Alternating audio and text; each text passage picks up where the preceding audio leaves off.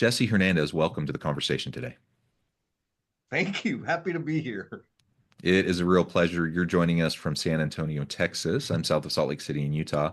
And today we're going to be talking about small communication tweaks to help leaders expand their influence. There's a lot of things that leaders do, a lot of things that are important about what leaders do.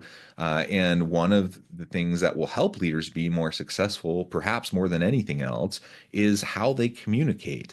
Written communication, oral communication, the unspoken communication that happens, body language, etc. Like all these types of things say a lot about a leader, and it impacts how others perceive you. It impacts the relationships that you develop with others, the trust that you build with other people, and all of that is going to have implications for the influence that you have. And ultimately, as a leader, I think influence is perhaps the most important currency that we have because you know, perhaps back in the early days of the Industrial Revolution and we're working in a factory and things like that, perhaps in that kind of a framing of leadership and management, I could get away as a leader with kind of more carrot and stick, kind of autocratic, command control kind of leadership style. But in a knowledge economy where we need people to bring their whole creative selves to their work and we need people to collaborate effectively and innovate,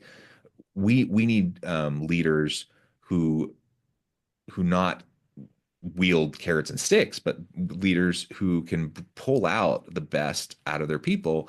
And I can't force that. I can't motivate my people. I can only create an environment in which people are self-motivated.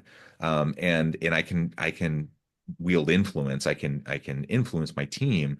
And so communication is one of those tools to be able to do that effectively. So, anyways, that's a long way of kind of introducing what we're going to be exploring together today.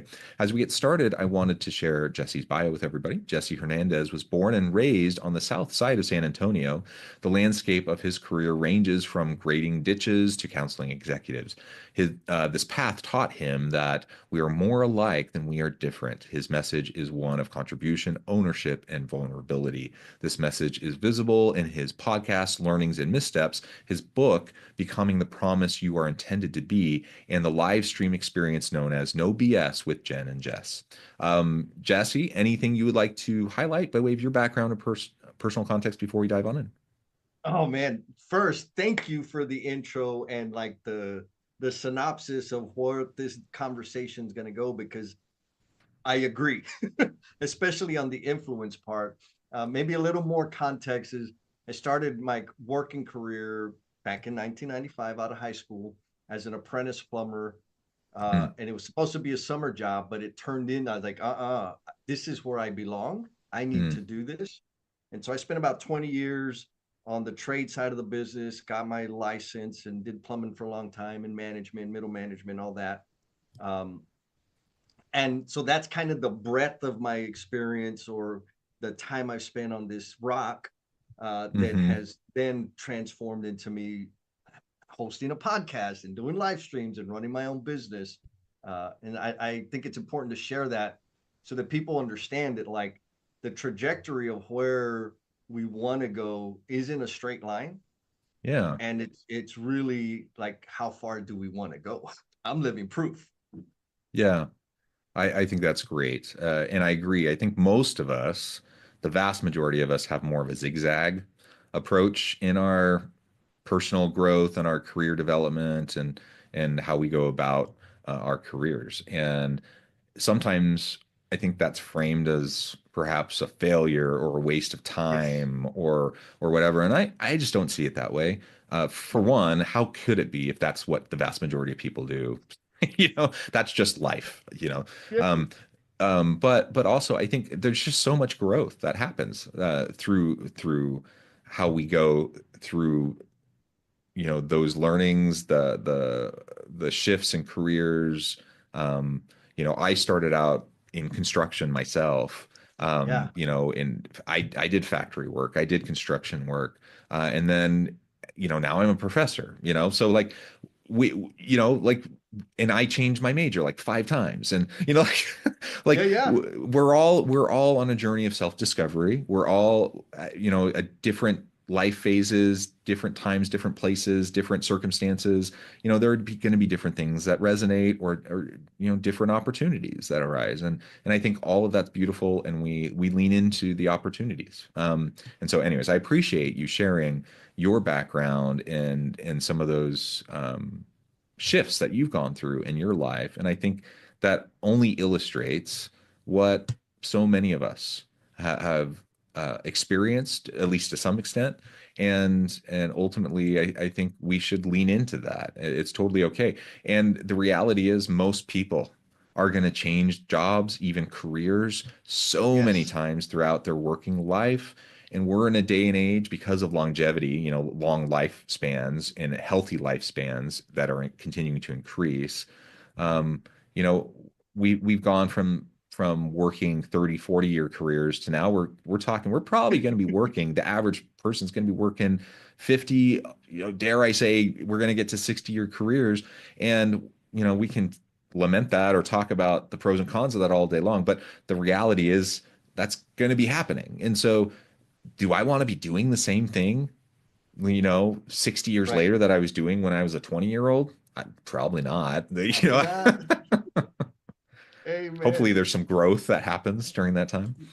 Yes, yes. It's interesting. I was doing the math the other day. I was hanging out with my some buddies that we've been friends since sixth grade. Mm, And I was like, yeah, I've been in construction about 20 years. And they're like, Jesse, when did you stop? When did you leave the industry? I was like, never.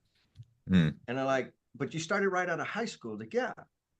It's like, it's more like 30 years, Jess. Like, oh, damn, you're right. Like 30 years. Now, to your point, I've been in the industry the entire time, but my path has changed dramatically. And what's super, I'd love to get your thoughts on this. Early in my career, there was like a 3 to 5 year cycle, like a learning cycle in Mm, terms of where there was a dramatic shift in my responsibilities or growth. And as if I look back on the last 10 years, that 3 to 5 year cycle has tightened up. And yeah. it's down to like a 2 years to 18-month cycle where things are shifting more dramatically. Is that just me being like chasing squirrels? I don't think so. I think that's absolutely right. And it obviously depends on the type of job, the type of work, the type of industry you're talking about. But I would say, yeah, generally speaking, I think it absolutely is tightened up. I think, I'm constantly telling my students, my job as a professor is to help you learn how to learn, help you learn how to That's develop it. skills, Yes. help you learn how to think, right? Because the reality is, like, when there's framework skills, ways to understand and learn perceive the world, all that kind of stuff, right? Um, Yep. but I also teach facts, I teach details, I teach, I'm an HR professor, so I teach about employment law, I teach about, Yep. the ins and outs of like current best practice in organizations, all that kind of stuff. Guess what? All those details, those are going to change. Like the life cycle of those types of things Yes. change so rapidly, and there's always new court cases that shift the employment law and all that kind of stuff, right? And so I tell my students, I'm like, this may you may not like it, but what a lot of what I'm teaching you, like the details of what I'm teaching you, might be irrelevant in 5 years, maybe Right. in 2 years. But hopefully what's not irrelevant is you learning how to learn, you learning That's it. how to apply your learning into practical scenarios to develop skills. You're learning how to work in a team, you learning how Yep. to critically think, et cetera, et cetera, et cetera, like those types of things. And that's, I think, where I add value as a professor. That's where I think universities add value in preparing um, well-rounded individuals for society, for the communities, and for the workforce. Because you're right, the it's tightened up, and we churn through, things develop so rapidly, and especially in this day and age of disruptive technologies, Oh yeah. AI, like all of that, like we're talking like that 5 years shrinking down to like 2 years to 18 months. I mean, that might even shrink down further to a Yeah. year, 6 months, which is terrifying almost, right? On the one hand, but on the other hand, it's kind of exciting because that means there's so much opportunity. Yeah. If we can get comfortable with constant change, then it means there's the opportunities are limitless, and we can always lean into new opportunities and develop new skills and try new things. And I think that's exciting, though I know that that scares a lot of people. Yeah, it's like we'll say all the hoopla about AI, right? Hmm. It's terrifying some people. And I understand, but I love it.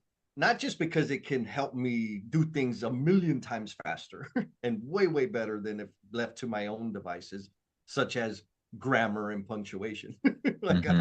I care, I hate that. But what I think it's also going to do is raise the value of the interpersonal skill set. Absolutely. Is right. Like if my value, there was a time when I was running work as a foreman and superintendent where I treated people like garbage, Mm. but I was technically sound. Like I knew the Hmm. rules, I knew the processes, I knew the systems. So they would tolerate me. And I know a lot of people in different industries that they have a technical knowledge and that's their strength. But now that knowledge and information is so readily accessible, the value of those technical experts, knowledge wise, is Yeah. diminishing. And so the value or the skill set of influence and connection is going to explode. And that's one of the reasons I'm so like enthralled, not just because of the impact it has on the quality of life of people. Like, how do I know? Because it helped me, but also Yeah. others. And I see just the future. Just look at, if you use social media as a frame of reference, the volume of content that is getting put out there continues to exponentially grow. And it's Yeah. not because there's exponentially more creators, it's because the creators are putting out more stuff because they have the tools, the technological tools and AI and whatever to produce more. But if they don't connect with human beings, it's just static. Like that's all there is to it. What do you Just noise. Yeah. It's just noise. That's it. That's it. Yeah. And so Yeah. And like and I completely agree. And so when we talk about all these human skills, the soft skills, the things that aren't easily replicable or automated, by AI or, disruptive technologies. One of those things is, the ability for us to influence, and the communication skills and the subtle nuances of that. That again, there's verbal communication, there's written communication, but there's the subtleties of nonverbal communication, facial expressions, tone of voice, all these sorts of things, right? And those are the types of things that the most effective, influential leaders of today and tomorrow are going to be the ones, not. It always helps to have technical expertise, don't get me wrong, but not just the ones with technical expertise, but the ones that have that kind of emotional intelligence, the EQ piece, and are able to convey things in such a way that they really can inspire and pull out the best of their people. And that's not an easy thing to do. And it doesn't come naturally to a lot of people. It does to some people, but to most of us, we have to learn that. That's a skill that we yes. can we can develop. We have to work at it. We have to learn it over time. So, I as I was talking at the outset of all of this, I do think there are some small tweaks that a lot of us can make. We're not naturally, charismatic. We're not naturally, just drawing people in all the time to every last word we say. And so we may feel like, I'm not the great communicator, but there really are, for most of us, I think, relatively small things we can do, to adjust what we're doing that will make and expand our influence. Can we talk about that a little bit? Any thoughts on that?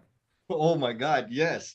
And I'm not an academic, I'm not a good student of it, like in I'll say traditional terms. Um, but it's something that I got to observe on my whole career path, which has kind of been super broad. And I want to frame it this way so that the HCL community can like say, oh, it's easy to let me think about that. When we think about communication, most people think about delivering a message, Mhm. articulating a message, saying words. Yeah. That's only part of communication. And so when it comes to this idea of influence, so that we can tap into the discretionary effort that people have, like they don't have to give us Hmm. everything they got, but when they Yeah. like you and when they feel connected, they're going to give you more than the minimum. Yeah. The shift is this. It's not we're all good at saying words. It's not about eloquence in the way you frame an email. It's about how much you listen. So let's just assume that everybody's on a playing field at saying words and getting their ideas out. If you invest a fraction of the time that you have in taking public speaking courses, etc., into listening to other people, that is a small but gigantic shift. And so when we think about listening to other people, I'll give it like kind of grades. There's kindergarten level. And Hmm. so kindergarten level is where I started, right? Kindergarten level is me not making noise with my mouth while other people were making noise with their mouth, right? Like that, it will appear like I'm listening. But a lot of us, when we're doing that, we're just waiting for them to stop talking so we can give them our genius and wisdom. That that's weak sauce, but it's a good start, right? Keep your mouth shut, let them talk. Then there's kind of like the middle school level of kind of being like, this isn't going to be nice, but when I hear the term active listening, I think of that in terms of middle school, high school understanding because it's tactical, it's mechanical, right? Like I repeat Yeah. back what you said. I nod my head. I say yes. I summarize. Like, come on, bro. Like that's middle school stuff. But you're better. Now, why? Because it demonstrates or rather signals that we're listening to the human being in front of us. Now, you want to be OG, like gangster level listening, where you can connect with other human beings and they see you and treat you as a trusted resource. You do all of the first two things, but you ask curious and interested questions about the human being, about what they think, about what they feel. When you start doing that, now like the world tightens up, and you've had this, John, where you talk to some people and you just felt like you're the center of the universe. And it's because they had all their focus in you. And the way they demonstrated that was by asking you questions about you, about what you think, about what you feel. That's the listening part. Hmm. And so now that might sound a little woo woo. And so, like, again, depending on where you are on the scale, if you're lower on the scale, one metric, something that you can pay attention to start building the habit, because it's going to take a tremendous amount of practice, is airtime. How much airtime do you have compared to the person in front of you? And if the power dynamic is such that they report to you or you have greater influence and responsibility within the organization, the more airtime they have than you, the better. If you have equal airtime, you're losing. What do you think? Yeah, I agree. I think ultimately the listening piece is so foundational, and I like how you highlight kind of the developmental stages of listening in this in connection with like our childhood development. I think that was a Yeah. really good way of framing it. Because yeah, I think a lot of times we really get overly uh simplistic with it, mechanical with it. And the bottom line is we really do just need to genuinely and authentically seek to understand, right? That's That's the it. bottom line. And how can I influence others if I don't really know where they're coming from, right? Um, Yep. I can have the best argument in the world. I can have all the facts on my side, you know, all of that, right? We both know that just because you have all the data and all the facts on your side, that doesn't necessarily mean anything because people, have bias and people have emotion and people have like their backgrounds and their perspective on the world are different. And like, you can have 10 people look at the same set of data, and draw different conclusions from it. And Yes. so ultimately you have to be able to translate all of that in a compelling way, and you're never going to be able to do that if you don't understand where people are coming from.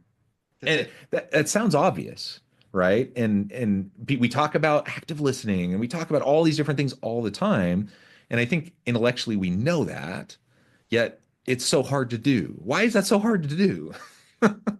So like I'll say this, if it's hard for you, that's just evidence that you're human, right? Like it's not easy because of the conditioning, right?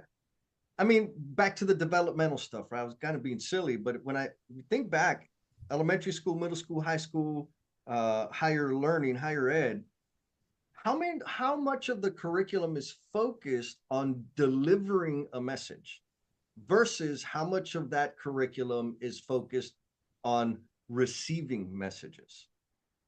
I don't know the math, but I Yeah. remember the courses I took. I didn't take a listening course, Mm. right? There was never an option for a listening or an influence or a relationship building course. It was all outward. How do I get it? So we've been conditioned to function this way.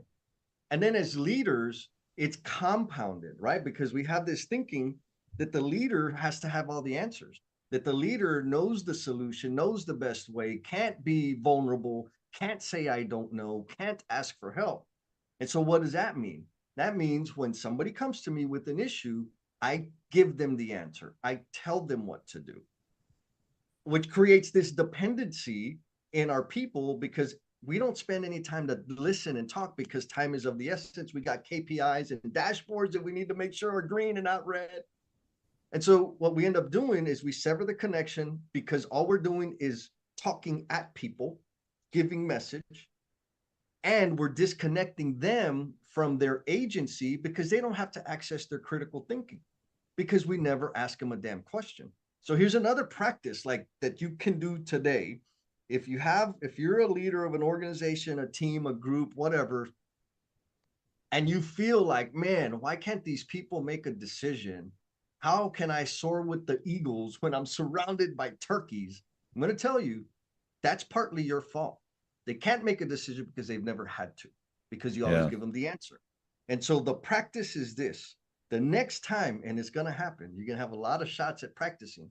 The next time somebody comes to you with a problem, an issue, a situation, do not make a statement, ask a question. Grit your teeth, keep them lips close together, let them finish what they're saying, and ask them a question. What do you think about that? What do you recommend? What have you tried? Just ask them a question because the habit of not responding with direction and a statement is difficult. Like it's super ingrained. And so just think of, I don't care what, like, what do you think about the way? Like, just be silly and ask a question instead of making a statement. And as you get those reps in, you'll start Hmm. reconditioning yourself to ask questions. Then you can ask better questions, open ended, curious, probing questions, so that your team member starts getting re engaged with their agency and their critical thinking so that they're bringing options to you and saying, hey, this, da, da, da, here's a couple Hmm. things I'm considering. What do you think? And then we can keep that ball rolling. And now there's a connection, like that human influential connection, because you're helping them develop their problem solving capabilities. That's where the magic happens. Yeah, I really like that too. I th being able to ask thoughtful questions, that's like a leadership superpower. That's like an influence superpower. And maybe it's counterintuitive because, like you said, we really are conditioned to just act like we know everything and that we have all the answers, which Yep. is so stupid. It, Agreed. it's really dumb because one, everyone knows we don't have all the answers, and especially in this knowledge economy, Yep. we lead teams of experts who have Yes. expertise in all their specific areas that we can't possibly have all of their expertise, right? And so the idea that we would be able to possibly know the answer to all the questions that they would have is patently absurd. And Yep. everyone knows that. And everyone knows that, Joe Schmo or Jane Doe, leader, whatever, whoever, they know they don't know everything. And so Mhm. for someone to come to me and for me to act like I know everything is just stupid. And it erodes Yes. my credibility. And so when I can turn it around and just ask thoughtful questions, it like you said, it empowers them. It helps them to know that I trust them. And it also helps me better understand them, which will then allow me to message things better, communicate more effectively, and to have more influence in trying to create an environment of motivation where they can be self-motivated and intrinsically motivated in what they do. Yes. Um, yeah. Well, Jesse, this has just been a really fun conversation. I think we could go on and on probably all day Yes. because this is a lot of fun. But I also note the time. I need to let you go and get on with your busy day. Before we wrap things up, I wanted to give you a chance to share with the audience how they can connect with you, find out more about your work, and then give us the final word on the topic for today. Oh my goodness. Okay. First, two places you can find me. I'm on LinkedIn. If you just search Jesse Depth Builder, you'll find me. I'm like hyper active on LinkedIn. I'm on all the other socials, but LinkedIn is kind of where I live. Hmm. If you want to see like the fun stuff that we can all do together, go to depthbuilder.com. That's my website, and click all the buttons and ask questions or whatever. Now, in terms of final word, what I'd love the human capital leadership audience to be thinking about and pondering is how can I better serve the human in front of me?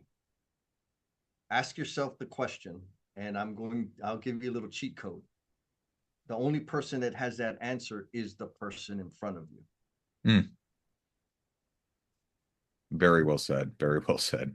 Well, Jesse, thank you so much for all of your insights, wisdom, all the great contributions you've made to this conversation today. I encourage the audience to reach out, to get connected, find out more about what Jesse can do for you. And as always, I hope everyone can stay healthy and safe, that you can find meaning and purpose at work each and every day. And I hope you all have a great week.